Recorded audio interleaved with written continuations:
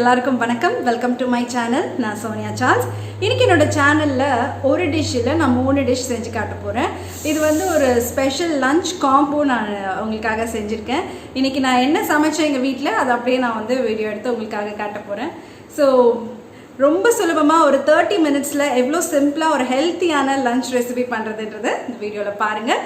வீடியோட முடிவில் உங்களுக்கு இந்த ரெசிபி பிடிச்சிருந்தா நீங்களும் ட்ரை பண்ணி பாருங்கள். எப்படி வந்திருக்குன்னு கமெண்ட் செக்ஷனில் சொல்லுங்கள். மறக்காமல் என்னோட சேனலுக்கு சப்ஸ்கிரைப் பண்ணி பெல் ஐக்கான் ப்ரெஸ் பண்ணுங்கள். வாங்க சமைக்கலாம்.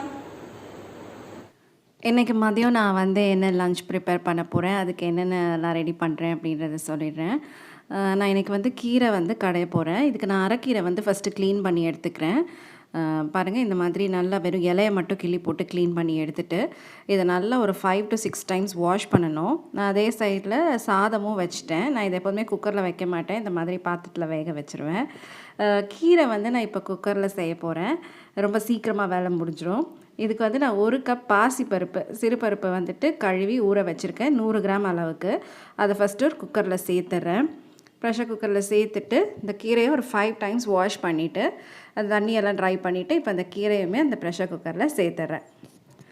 கீரையை சேர்த்துட்டு அதுக்கு நான் 2 தக்காளி புளிப்புக்கு சேர்க்குறேன். இதுக்கு வந்து 2 தக்காளி நார்மல் சைஸில் கட் பண்ணி சேர்த்துக்கலாம் குக்கரில் சேர்க்குறனால. அடுத்து காரத்துக்கு நான் 6 பச்சை மிளகா, ஒரு 7-8 பல் பூண்டு சேர்த்துக்கிறேன்.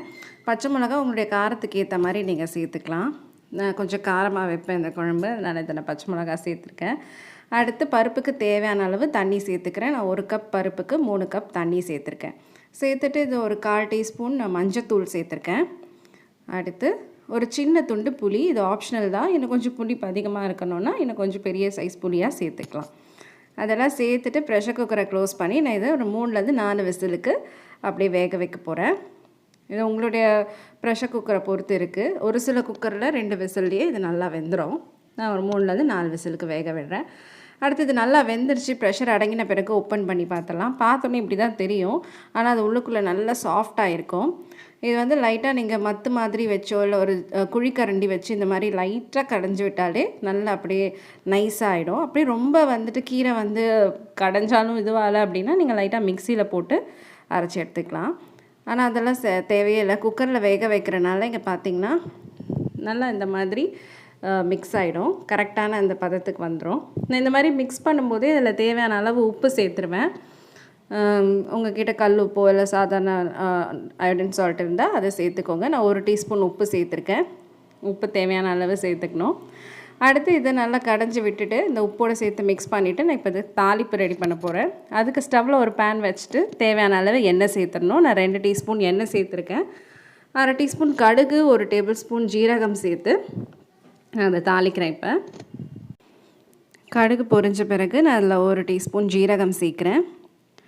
ஜீரகம் கொஞ்சம் அதிகமாக சேர்த்துக்கிறேன், ஏன்னா நான் பருப்பு வேக வைக்கும் போது சேர்க்கலை, அதனால் இதில் சேர்த்துட்டு அடுத்து ஒரு 2 காஞ்ச மிளகா, கொஞ்சம் கருவேப்பிலையில் சேர்த்து இதை தாளிச்சிடுறேன். அடுத்து இதுக்கு நான் 1 வெங்காயம் இப்படி பொடிசாக நறுக்கி சேர்த்துருக்கேன். கீரை குழம்புக்கு 1 வெங்காயம் சேர்த்தா போதும். சின்ன வெங்காயம் இருந்தால் அதுவுமே நீங்கள் சேர்த்துக்கலாம்.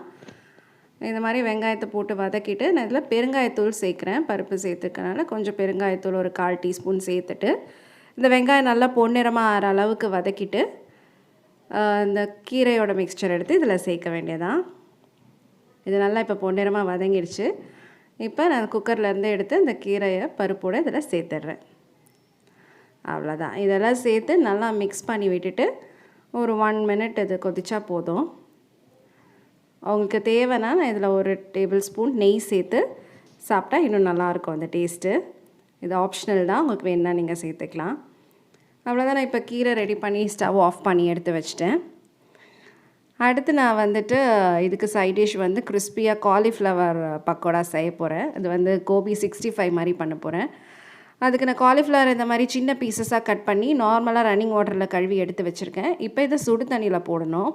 இதுக்கு நான் ஸ்டவ்வில் தண்ணி வச்சுருக்கேன், அது நல்லா கொதிச்சிருக்கு. இப்போ அதில் ஒரு 1/4 டீஸ்பூன் மஞ்சத்தூளும் உப்பும் சேர்த்துட்டு அதில் இந்த காலிஃப்ளவரை நான் சேர்க்க போகிறேன். காலிஃப்ளவரில் அதை சேர்த்துட்டு ஸ்டவ் ஆஃப் பண்ணிவிட்டு ஒரு 2 நிமிஷம் அதை அப்படியே வச்சாலே போதும். அதுலேயே அதில் இருக்க அந்த டர்ட்ஸ் எல்லாம் ரிமூவ் ஆகிடும். அதுக்கப்புறமா நான் திரும்ப ரன்னிங் வாட்டரில் வாஷ் பண்ணி இந்த மாதிரி ஃபில்ட்ரு பண்ணி எடுத்து வச்சுக்கணும். இப்போ இதை ஒரு பவுலில் சேர்த்துட்டு நான் இதில் தேவையான மசாலாலாம் என்னென்ன சேர்க்கணும்னு சொல்லிடுறேன். இந்த மசாலாலாம் சேர்த்துட்டு ஒரு 10 நிமிஷம் மேரினேட் பண்ணி இதை எண்ணெயில் பொரிச்சு எடுக்க வேண்டியதான். ஃபஸ்ட்டு காரத்துக்கு ஒரு டீஸ்பூன் ரெட் சில்லி பவுடர் சேர்க்குறேன். அதை சேர்த்துட்டு அரை டீஸ்பூன் மிளகுத்தூள் சேர்த்துருக்கேன். அடுத்து 3 டீஸ்பூன் மைதா சேர்க்குறேன். இது ஆப்ஷனல் தான், உங்களுக்கு வேணா நீங்கள் சேர்த்துக்கலாம். 3 டீஸ்பூன் மைதா சேர்த்துட்டு 2 டீஸ்பூன் கார்ன்ஃப்ளவர் சோள மாவு சேர்த்துருக்கேன். சோள மாவு 2 டீஸ்பூன் சேர்த்துட்டு 1 டீஸ்பூன் சோயா சாஸ் சேர்க்குறேன். அடுத்து 1 டீஸ்பூன் தயிர். அந்த தயிர் சேர்க்கும் போது அந்த ஒரு புளிப்பு டேஸ்ட் இருக்கும் அதில். இதெல்லாமே சேர்த்துட்டு தேவையான அளவு உப்பு சேர்த்துக்கோங்க. 1 டீஸ்பூன் உப்பு சேர்த்துட்டு இதை நல்லா மிக்ஸ் பண்ணிக்கணும்.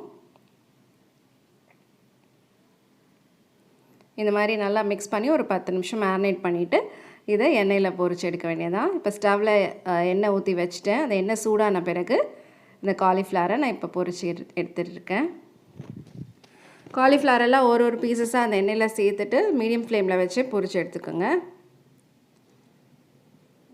பாருங்கள், நல்லா கிறிஸ்பியாக வரும். இது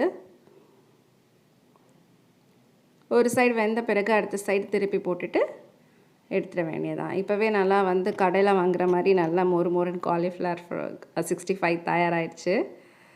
அதை எடுத்து டிஷ்யூ பேப்பரில் வச்சு எக்ஸஸ் ஆயில் எடுத்துட வேண்டியதான். அது வந்து பார்க்கும்போதே அவ்வளோ சாப்பிடணும் போலன்ட்டு அவ்வளோ டேஸ்ட்டாக இருந்துச்சு. அவ்வளோதான், இப்போ காலிஃப்ளவர் 65 தயாராக இருக்குது. அடுத்து நான் ஒரு ஆம்லெட் செய்ய போகிறேன் லஞ்சுக்கு.